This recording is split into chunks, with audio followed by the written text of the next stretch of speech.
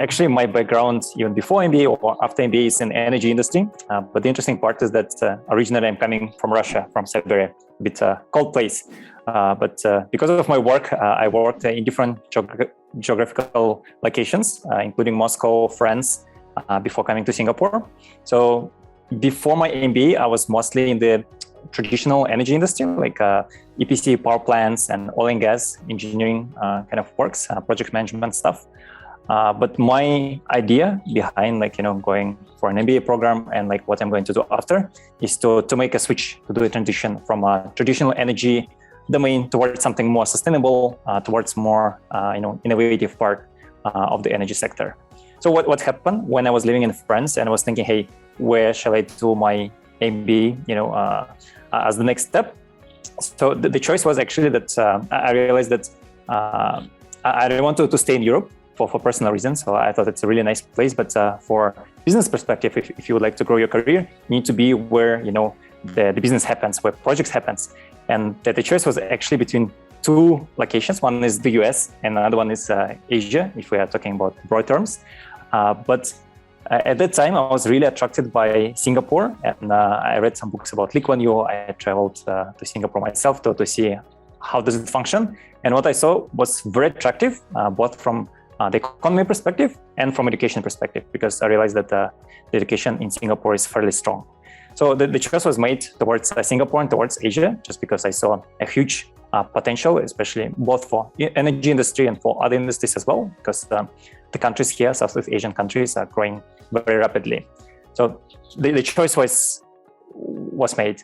I applied for NUS MBA and was lucky enough to get accepted. And that's how my journey started. So I started my MBA program. I mean, I can share a bit more later about the program itself. But at the end of it, I found exactly what I was looking for. So I joined a company called Ecolabs, Center of Innovation for Energy in Singapore, where I'm currently working. So right after my MBA in 2018-19, I started as an intern first and then converted this internship into a full-time position. So currently, I'm working with deep tech energy startups and helping them to commercialize their tech from lab to the market. So that's been my story in a few paragraphs. I think that the great part about NUS MBA is that indeed within the MBA program, you have, of course, your academic curriculum and path and classes, but you also have so-called experiential learning. And it includes some soft skill classes, it includes a lot of practice. It includes management practicum when you do a consulting project for a company, but it also includes internship, as you mentioned. And the good part about it is that you can do actually several internships with several companies before you decide, what's the place that is right for you and for your skills and for your future. So in my case, I was lucky enough because how usually such internships come to be. So there are several sources. One of them is, of course, your own network and coffee chats and meeting with the industry people. The second one is the career services events organized by school, where school brings some interesting speakers or organizes office visits. And the third way is through student council. When student council, driven by other folks who are elected by fellow students, also drive some of the industry events, and then you can meet with the people and get internship. So in my case, it was the combination of the latter two. So it was an event organized by Career Services in partnership with the MBA Energy Club. And because of that company visits, I got to know about Ecolabs, and that's how my internship started. So it was facilitated by the school. I think MBA is a very unique opportunity when you can explore different areas. And that's what exactly happened with me at NUS MBA, is that when you start your program, you're getting exposure to so many industry events and networking opportunities, all these company visits or people from the industry coming to the school. So there is a lot of exposure to the companies, to the industries, which you would not normally see within your normal kind of job scope. So that was a really eye-opening. And when I, went through a number of events, a number of coffee chats with the alumni, with just the people working in the industry, it started to get a bit more clear, where I would like, to end up. And the good part about NUS program is that it gives you a lot of exposure and a lot of such opportunities. So it's really up to you to figure out what is the best way forward after your MBA program. So you just need to leverage this opportunity and find, because year to year market is very different. Again, even if we're not talking about COVID only, but year to year there are some cycles in the industry or in specific companies. So you need to know which companies are hiring, whether it's in line with your expectations, whether the company also looking for people with your profile. So it really takes time to figure it out, and the MBA is perfect time to do that, because you're studying, you have some time to do your kind of homework and talk to people from the industry. And during the normal working life, we rarely have such a luxury of getting so much exposure and time to think and really try something, like especially internship. It's a real job, so you start working in the real company. So for me, it's like a relatively low risk entrance to either new industry or new company, and kind of adjustment for both sides, for the employer to look at your profile and for you to get comfortable with this particular company, with this culture. I think it will depend on your previous experience and background, because in some cases it's easier to make a switch in some industries or for some skill sets, because there are always some profiles in high demand, especially people working in the tech industry or in the IT field. So for them, it might be faster to convert, maybe even without MBA, to be honest. But the good part about going for an MBA is that, again, you have a broader picture, because again, you get all this exposure, but at the same time, you're also learning, maybe some new knowledge, especially for people who are coming from technical backgrounds. And in my case, my first master was also very technical, very engineering-like. So for people who didn't, properly studied the management or business, that's a really good time to pick up some of this knowledge. And secondly, and probably even more importantly, the skills. Because yes, you can try to make a transition from your current company to a new role, but will you be successful there? Or are you ready to succeed? And maybe the time to transit might be relatively short, but the time when you grow to the meaningful position might be a bit longer. In this case, MBA again gives you some skill set and a number of skills and knowledge to be a bit more successful. So maybe in this case, it will make your transition a bit shorter and smoother. The important part before choosing a program is to maybe talk to alumni or to visit the school. So in my case, I was visiting Singapore. I just wanted to know what it's all about. I read all the materials I could find about even Singapore economy, about how business works here, what are the sectors. And because for me it was pretty clear, so if I want to stay in the energy industry, I need to look for a place where first of all education will support this transition. And in this case, when I was looking at NUS profile, I found that they have this energy club within an MBA program. And that was a big attraction, because many programs, they have a bit more generic clubs and not very industry specific, and at least not my industry. In this case, I realized that, hey, these guys, they have a dedicated club, which is looking, into energy industry, which was very attractive. And that was one kind of reason why I've chosen NUS. But the second is, just alignment with the country, with the vision where, I would like to work. So there are energy companies in Singapore, but the best part is that the industry is not only limited to one country. There is the whole region around, and Singapore is as a hub, usually a lot of headquarters located here. That made sense for me to be in the place where I can, again, choose where I want to work, or with which country, or where, the project's happening. So in this case, again, you are a bit less limited by the geography per se. So you have an options. And for me, having these options was an important decision.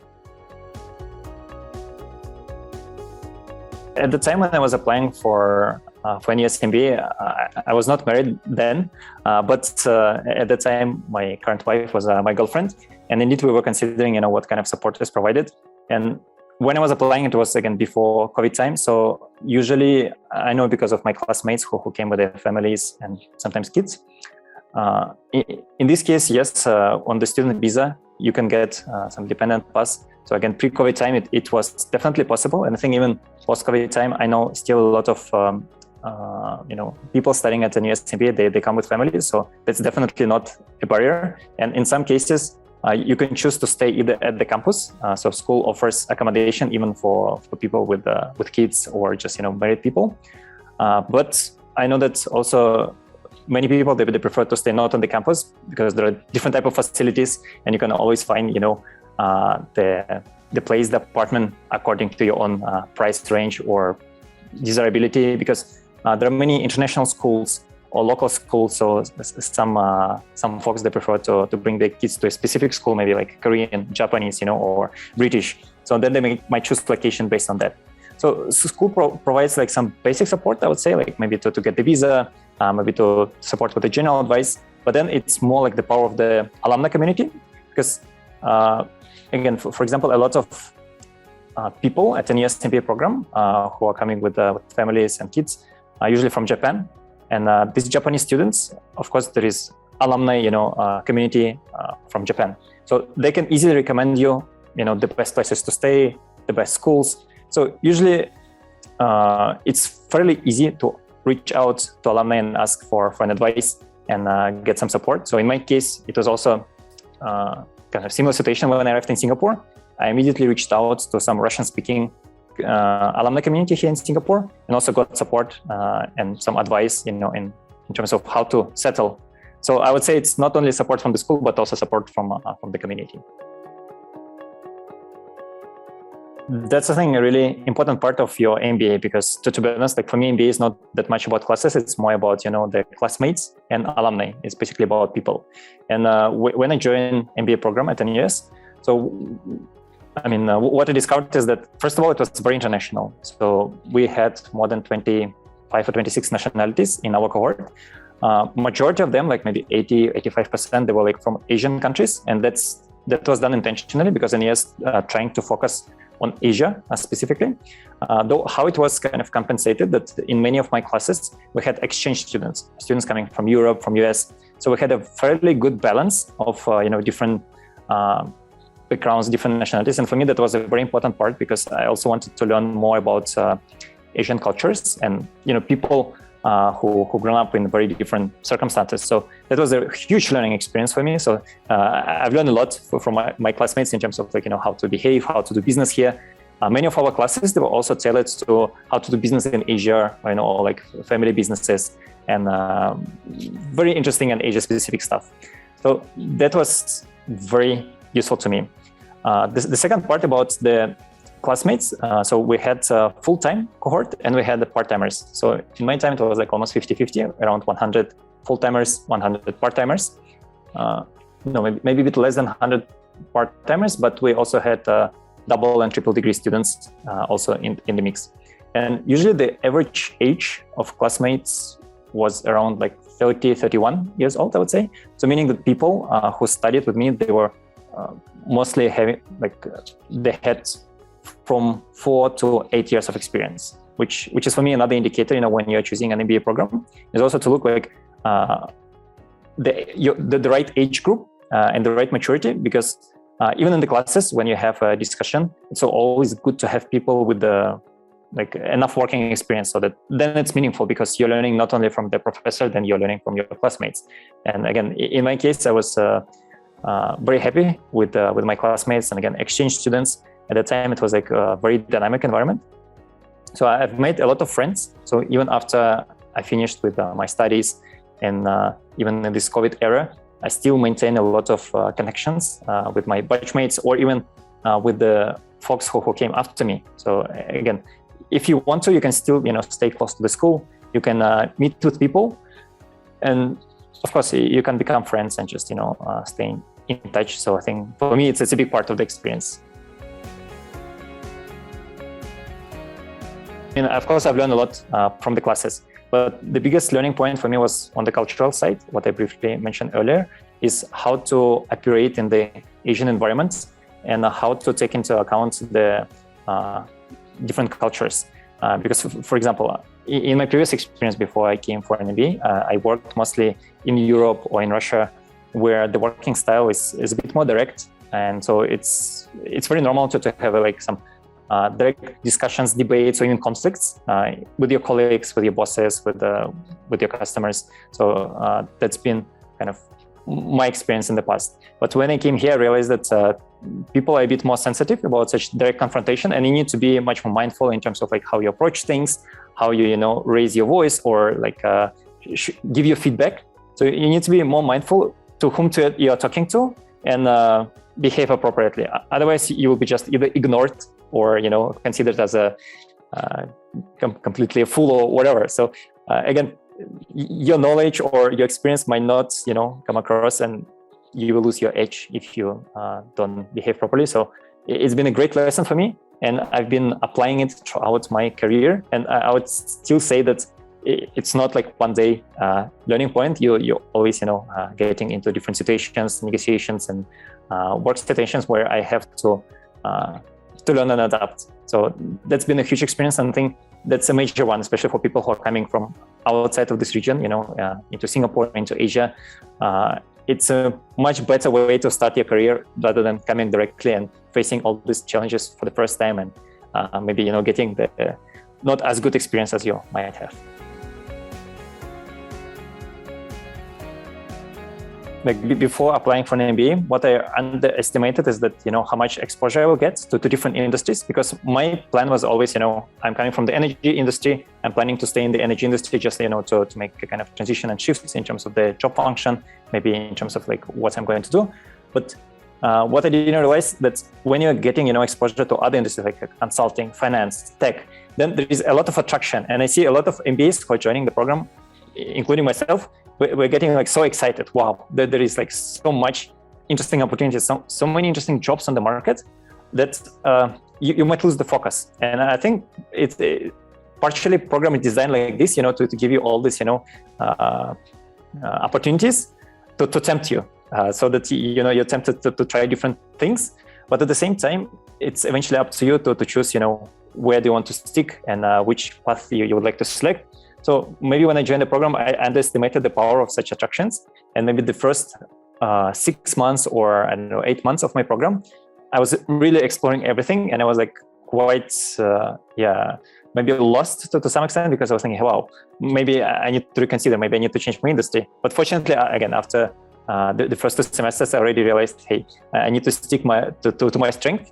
And even though tech looks very interesting and attractive, consulting also looks very interesting and attractive, I'd better to stick to my strengths and to what I know to some extent, and can leverage and grow in this career. But it's kind of an attraction and a danger for many MBAs to spend too much time chasing opportunities that might not necessarily be suitable for your own profile, for your own case. The best advice that I might give is to talk to as many alumni as possible, be it a NUS Business School or any other business school you're considering. So talk to 5, 10, 20, as many alumni as you can to get the full picture, because year to year, of course, the cohorts are different, profiles of people are slightly different, program also always evolving and changing. So it's good to have several opinions, and when you talk to at least several people, then you can really make a better decision in terms of whether it's the right for you or not. Because I know that probably all top schools, they have their own strength, and they're all good. So the thing is not to choose the best of the best, but to find the best fit for your own profile, for your own future. And to do that, again, you cannot just look on the website, you cannot just look YouTube videos, you need to talk to people. So when you talk to people, you make the best choice. Very likely you will not be disappointed after that.